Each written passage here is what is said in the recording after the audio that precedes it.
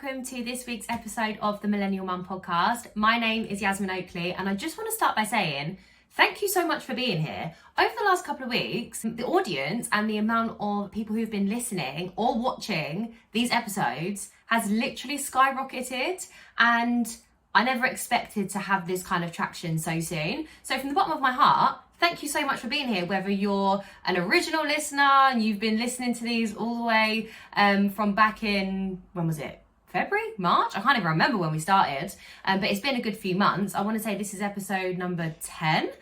So we've been going really strong. I've stayed really consistent, and I just want to share my appreciation for you being here and listening to all of the things that I talk about and all of the people that I interview. So this week's episode is quite an interesting one, and this is quite a vulnerable episode, I feel, and something that I feel is really important to share, especially if you are a business owner, whether you sell a product or a service, it doesn't matter. This is a very big part of your mindset when it comes to selling whatever it is that you're selling. So recently I moved network marketing companies, and I went from a business that was very kind of like cheap and cheerful to now being partnered with the #1 premium hair care brand in the world. So I'm up in a premium market now. And obviously being in a premium market, premium products come with a premium price. And I'll be totally honest, the price point of the products in my new business was something that was nearly one of the reasons that I didn't actually join, okay? Now, whether we know it or not, we all have some kind of stories or feelings that we attach to money. And the way that we feel about money will project onto our potential customers in our business. And some of you might be thinking, what are you even talking about? But trust me, I have felt it firsthand. So I was in my previous company for 3 years, and in that 3 years, I saw so many price increases of the products. Now, don't get me wrong, they are still very, very affordable, and the bread and butter products within that business are still £35 and under, so like the main products that everyone sells. So they are incredible value for money when you know what they are, and you know like the value that they actually give compared to what they're similar to. So it was incredible. However, because there have been so many price increases over time, and because the business, to kind of counteract that, do so many different deals and offers, a lot of people end up, like within the business partners like I was, a lot of people end up devaluing the product and ends up selling them at cost price, which actually does you out of one whole way of earning in the company. Like, it completely does. So I was in a bit of a situation where, obviously, if I'm posting something for full price, I know that my customer base, my audience, could literally just go onto any social media platform and find someone else selling it at a much cheaper price, which is great for the customer. Don't get me wrong, they're getting even more value for money. But in terms of me building a business and making money, putting food on my table and things like that, if I'm doing myself out of a whole way of earning, like that extra margin that you would charge, you know, like basic business principles, you buy something at one price and you sell it for another price. Like, people were not even selling it at that second price. So many people now feel like they have to sell at the base rate, and they do themselves out of that margin, which is not ideal. So it kind of got to a point where I was doing the same, and it just, like, looking back and having had conversations with lots of people, you're devaluing the product so much, and sometimes it can come across as desperate. Like, when you're constantly putting things out at a devalued price, like the lowest of the low, people can see through that, and people can sense the desperation. And listen, that's not throwing shade on anyone. That is how I felt, because actually sometimes I felt desperate. I felt like, oh my God, like, I can't sell these products at full price because this person is selling them at this price.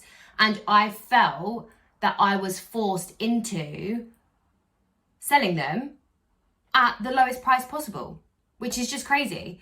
And that is not how you can build long sustainable business. Because as well, you think, right, your customer who purchases something from you at cost price, at the lowest of the low, best believe they're never going to buy at full price. So if you end up only selling to customers at the base price, you literally, like I said, you're doing yourself out of a whole way of earning, and you're never going to be able to boost them up to make more money for yourself, if that makes sense. So you end up pushing sales ridiculously cheap just to actually get the sale. But what you don't realize is this is actually impacting your mindset and your confidence in actually being able to sell that particular product full price. And like, look, I'm sitting here, I'm holding my hands up. This is exactly the mindset that I was in. And I know from conversations that I've had that there are so many people who in the industry, in the network marketing industry, who do that because they want to get the sale. They're desperate to try and get their next rank. They're desperate to like keep climbing up the ranks, etc., etc. And actually, they're kind of doing themselves a disservice, and they're not doing themselves justice as the salesperson that they are. But what it does to your brain is if you're only ever selling things at the lowest of the low, you're like reinforcing the fact that like, well, and especially if you don't get any sales. Let's say you post a promotion on your, like a deal or an offer on your stories. Let's say you do that and then you don't get any sales. You're literally telling yourself, oh my God, if I can't even sell these products at a discounted rate, I'm absolutely not going to be able to sell them at their full price. So you're never actually going to have the confidence to then advertise your products or talk to your customers and sell them at the price that they should be, which is quite a scary place to be. Now, I know this is not for everyone, but this is definitely like a trap that I've sometimes fallen into, especially if I've gone through periods of feeling less confident, or like, especially say like with my eczema and stuff, if I've gone through phases over the last couple of years where I've not felt very confident just in myself, like my mental health taking a bit of a dip. You know, we all have those like times where we just feel a little bit low. Like when you're then in this kind of mindset with your business, it can really turn like quite bad. And it can be hard to improve your money mindset when you're out of the bit of a dip that you're in. So you can imagine, right?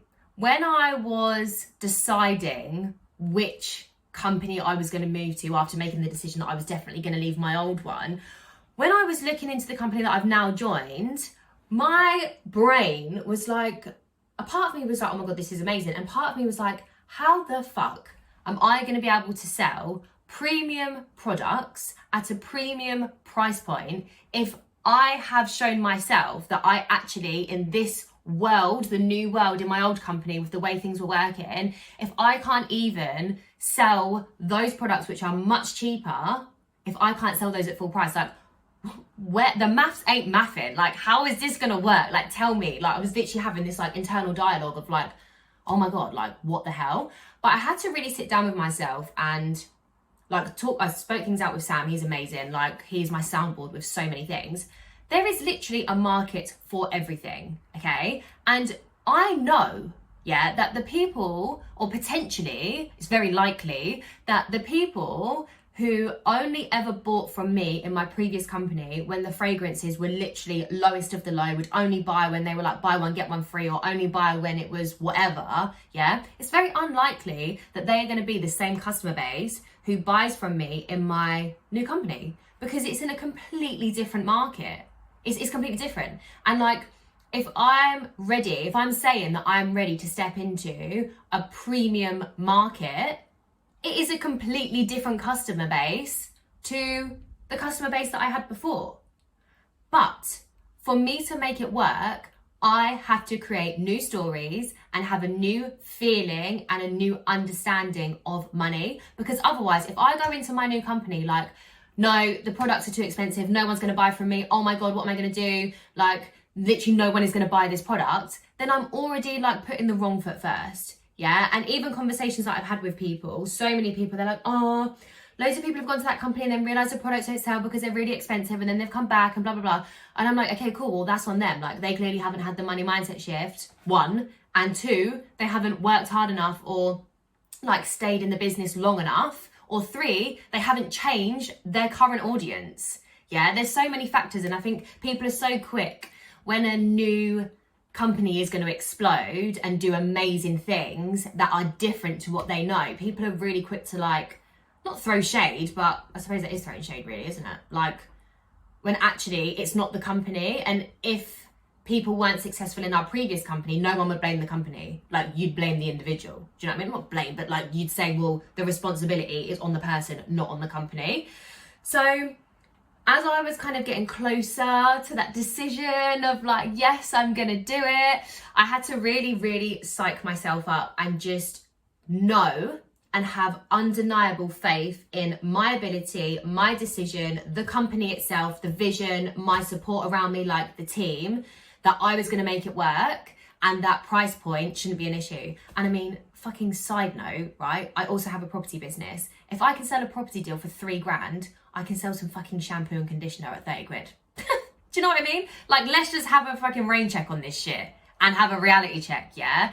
We can get so caught up in these stories that we tell ourselves, and so caught up in the stories that other people want to like throw into our headspace. It doesn't matter what anyone else thinks, yeah? And if people have that opinion about other companies or the price of things, saying that it's too much, they are not your customer. They are not going to be your customer. I mean, they might be in a few years' time or a few months' time when they see the value of the product. But like, I'm not being funny. It's literally what value you give to money, okay? So let's say, for example, if I said £200, if I just said £200, some of you might think that's a lot of money. Some of you might think that's not a lot of money, yeah? £200 for a toothpaste is ridiculous. Anyone out there buying toothpaste for 200 quid is a loser. Just gonna say it, that's ridiculous, yeah? But £200 for a brand new Aston Martin, yeah? DBA, whatever floats your boat, yeah? That is not a lot. So it is all around the value that you hold to money, or the value that you attach money to whatever it is that you are buying, or whatever the money is attached to, if that makes sense.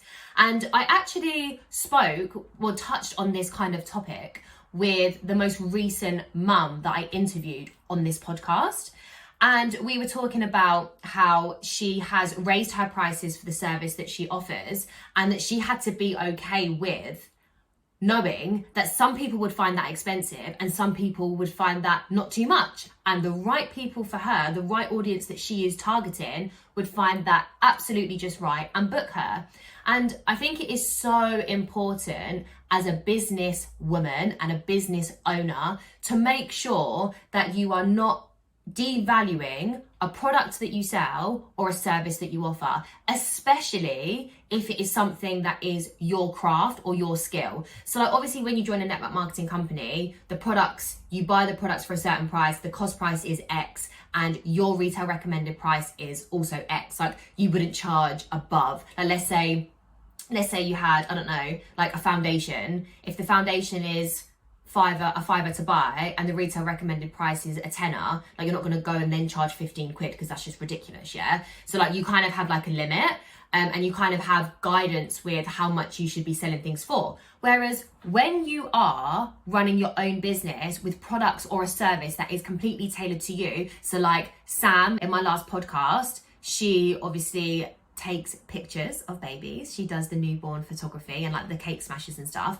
That is her skill, that is her craft. She doesn't have anyone telling her like how much she should charge. She can literally choose however much she wants to charge. There's another mum called another Sam, who does a fitness app. She can charge whatever the hell she wants to charge. Like, she picks her price, yeah? She could, I don't know how much it is, let's say it's like 15 quid a month, yeah? She could have made that cheaper. She could have made it $6.99 a month, yeah? But she knows her worth. She wants to make it affordable to mums, which is amazing.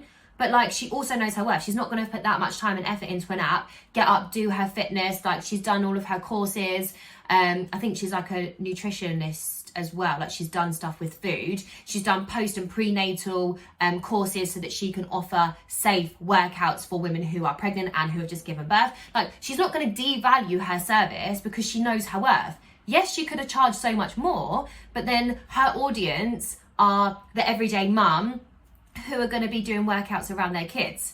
Do you know what I mean? So I think, like, when it comes to pricing, it's obviously really important that you know who your audience is to make sure that you can price it appropriately for them. But like, you should never, ever, especially if you're in like a premium market or you're going for something like higher quality, you should never, ever be ashamed to charge the price that you want to charge, because you've got that number in your head for a reason. And if you've got qualifications or you've got like years and years of experience, like, you cannot devalue yourself. Like, we have one life, and if this is your passion as well, like if what you're doing is your passion, you absolutely should not be devaluing your product or service for absolutely anyone.